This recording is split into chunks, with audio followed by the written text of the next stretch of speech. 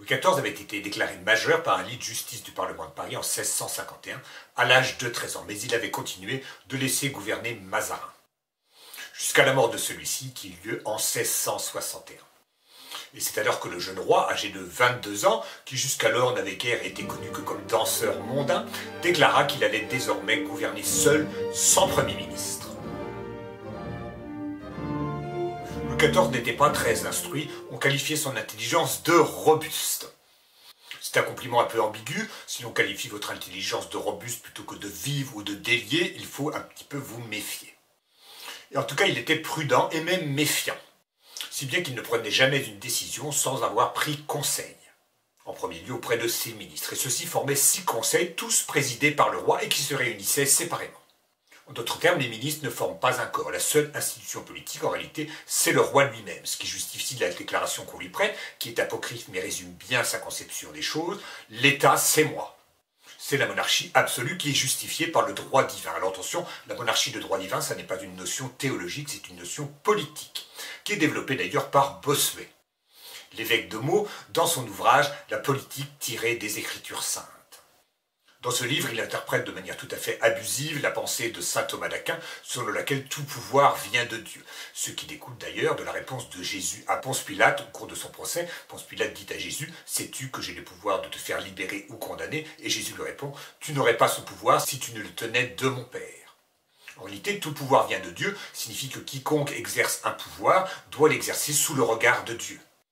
Ce n'est pas réellement Dieu qui le lui a donné à lui en personne. Mais c'est pourtant ainsi que Louis XIV voit les choses. Il faut d'ailleurs lui laisser la parole, il écrit dans les instructions au dauphin, qu'on appelle aussi son testament politique, « Celui qui a donné des rois aux hommes a voulu qu'on les respectât comme ses lieutenants, se réservant à lui seul le droit d'examiner leur conduite. Sa volonté, la volonté de Dieu, est que quiconque est né sujet obéisse sans discernement. » Et par ailleurs, Louis XIV résumait sa conception du pouvoir par cette phrase « Je commande et on obéit ». Il n'y a pas plus simple. Les cas plus importants de ces conseils sont le conseil des dépêches qui se réunit tous les 15 jours. Il examine les rapports des intendants et rédige les réponses à leur donner. Ces intendants sont les représentants tout-puissants du roi dans les provinces. Les gouverneurs, de plus en plus, n'ont plus qu'un rôle honorifique. Par ailleurs, les États provinciaux n'ont que très rarement le droit de se réunir, sans parler des États généraux qui ne l'ont jamais. Et par ailleurs, le Parlement a perdu son droit de remontrance. Vient ensuite le Conseil des finances qui examine les impôts et les dépenses. Les impôts sont donc fixés selon la seule volonté du roi, si bien que la seule possibilité pour les sujets de faire connaître leur opinion est de se révolter, ce qu'ils feront tout au long du règne.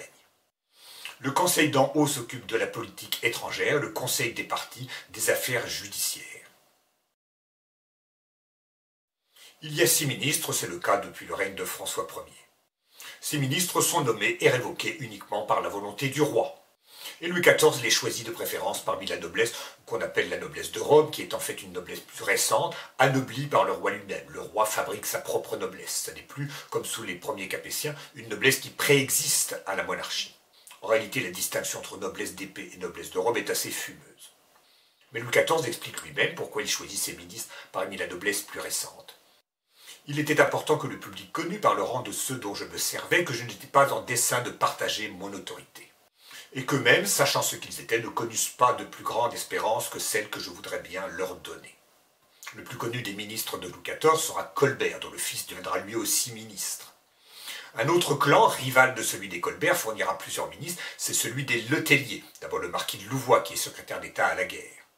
Dans la famille Le Tellier, il y aura encore le marquis de Courtenvaux et le marquis de Souvray.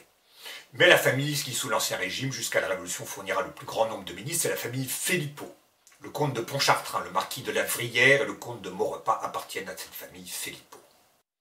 Ces ministres travaillent chacun de leur côté pour préparer les questions qui seront abordées dans les conseils du roi. Ils ne se réunissent jamais ensemble sans le roi. Il y a d'abord le chancelier, qu'on appelle aussi le garde des Sceaux, c'est en quelque sorte le ministre de la Justice. L'un des plus connus sera le chancelier Séguier. Mais en réalité, le garde des Sceaux ne participe pas au conseil du roi sous Louis XIV. La justice était l'attribution principale de la monarchie sous Saint-Louis, elle ne l'est plus. Ce sont plutôt les finances. Et le ministre le plus important est en effet le contrôleur général des finances, qui sera Colbert jusqu'à sa mort. Il y a 4 autres ministres qu'on appelle des secrétaires d'État, le secrétaire d'État à la maison du roi, le secrétaire d'État aux relations extérieures, le secrétaire d'État à la marine et le secrétaire d'État à la guerre.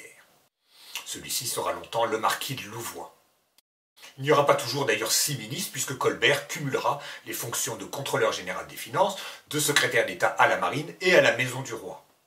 En réalité, jusqu'à la mort de Colbert en 1683, et même jusqu'en 1685, Louis XIV laissera les ministres gouverner et approuvera grosso modo leurs décisions. Mais comme c'est lui qui les nomme et qui les révoque, il est naturel que ces ministres ne présentent que des projets susceptibles de plaire au roi. C'est pour ça que quand on dit que Louis XIV n'a opté que 6 fois contre l'avis de ses ministres au cours de son long règne, cela ne veut pas dire grand-chose, sinon que les ministres étaient fort habiles et Louis XIV avisé dans son choix. Mais à partir de 1685, Louis XIV gouverna vraiment lui-même. Et c'est à partir de ce moment-là que d'ailleurs les choses qui allaient assez mal allèrent de plus en plus mal jusqu'à la fin. Le centre et le symbole de ce pouvoir, c'est la cour, qui d'abord se trouve au Louvre, mais de plus en plus va s'installer à Versailles. Dès 1660, Louis XIV entreprend d'agrandir et d'embellir, en tout cas selon son goût, le domaine de Versailles, qui était un pavillon de chasse construit par Louis XIII, au milieu d'ailleurs des marécages, dans un climat assez malsain. Et pour agrandir et embellir Versailles, Louis XIV fit appel aux artistes qui avaient construit le magnifique château de Vaux pour le surintendant Fouquet. Les architectes Levaux et Mansart, le jardinier Lenôtre et le peintre Lebrun. Une des raisons pour lesquelles Louis XIV désirait s'installer à Versailles, loin de Paris, c'est qu'il gardait de très mauvais souvenirs de la Fronde. Quand un roi commence à détester et craindre sa propre capitale, on peut se poser quelques questions. L'autre raison, c'était qu'aussi à Versailles, tout pouvait tourner autour de sa personne. En effet, la cour est un lieu de gouvernement, mais c'est le roi qui gouverne. C'est aussi un moyen d'impressionner les visiteurs et les ambassadeurs. Et enfin, c'est un moyen de retenir auprès du roi la haute noblesse, et de l'engager à s'y ruiner pour faire bonne figure dans cette cour magnifique. D'ailleurs, dans Vie et opinion de Tristan Shandy, Laurence Sterne déplore tous ces grands châteaux que l'on voit abandonnés à travers la France, car leurs propriétaires sont installés à la cour de Versailles. Si l'on ne paraît pas à la cour, on n'obtient aucune faveur, aucun commandement, aucun poste. Cette mise en scène du pouvoir exprime bien la puissance du roi, mais aussi son orgueil démesuré. Louis XIV est devenu roi à 4 ans et demi, il a été adulé toute sa vie, il n'a pas piètre opinion de lui-même. Il fait même cette déclaration, il faut encore lui laisser la parole. « Il me semble qu'on m'ôte ma gloire, quand sans moi on en peut avoir. » Je vous laisse juger de la psychologie de quelqu'un qui est capable d'écrire une pareille phrase. Il était ébloui par sa propre gloire, et beaucoup étaient éblouis. Mais il y a un bon remède quand on a peur d'être ébloui, et il est simple.